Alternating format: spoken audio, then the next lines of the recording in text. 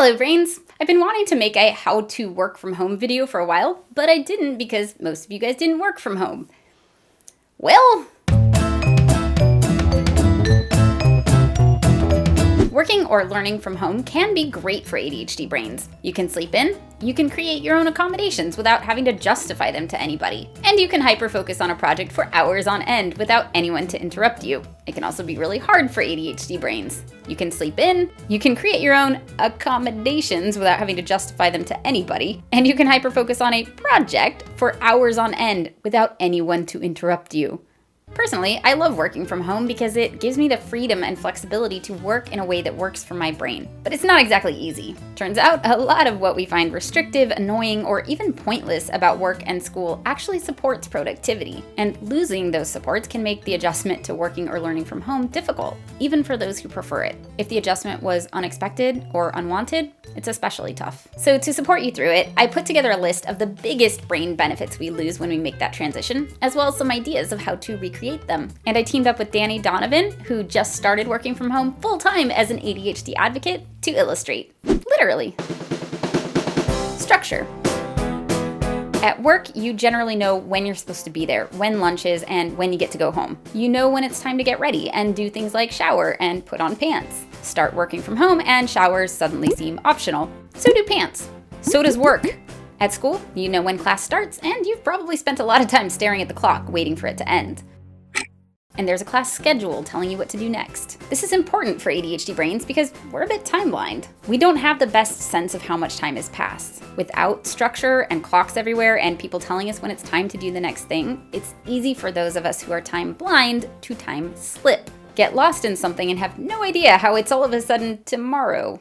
A great strategy here is time blocking. Time blocking is just blocking out time during your day for specific activities. So basically, giving yourself a schedule. If the schedule you used to have worked for you, make the new one similar. If there are things you'd like to change, try and keep at least some of it the same. This helps give us a sense of stability, which is helpful when dealing with big life changes, and makes it easier to stick to. Since ADHDers tend to underestimate how long things take and cram a lot more in our schedules than is actually realistic, it's a good idea to create time blocks that are bigger than you think you'll need so we can feel a sense of accomplishment when we get done early rather than being frustrated with ourselves for immediately being off schedule. It can also help to leave space for transition time.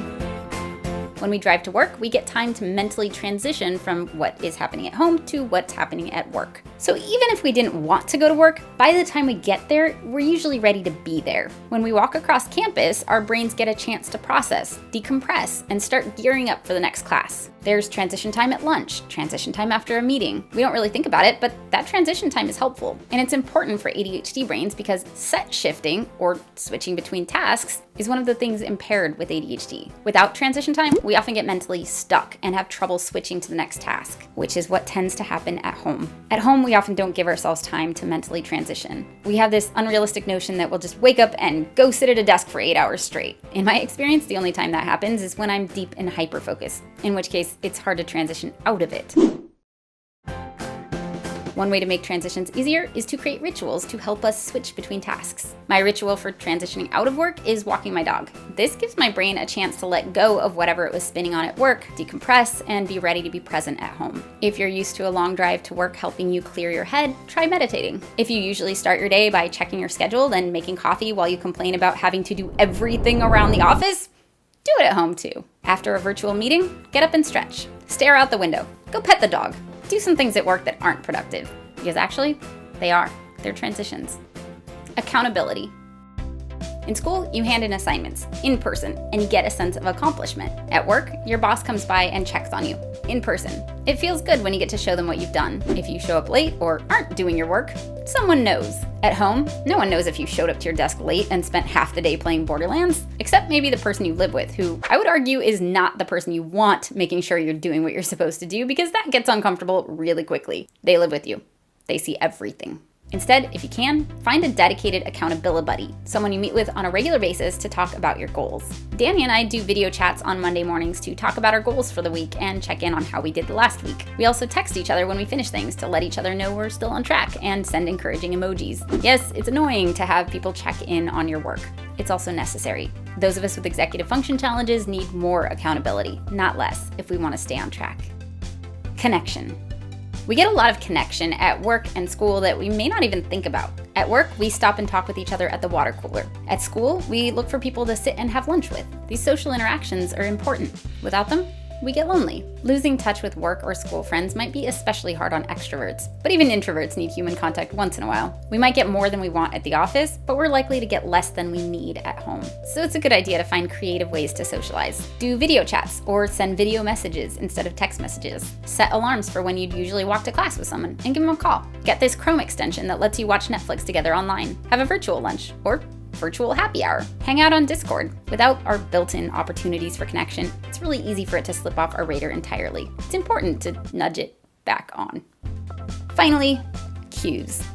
At school, we get lots of cues or signals that it's time to learn. Your teacher starts talking, you know to listen. You throw on your headphones and a study playlist at the library, you know it's time to study. At work, we see our boss, we hear our coworkers, we throw on headphones so we can stop hearing our coworkers and throw on some music and get to work.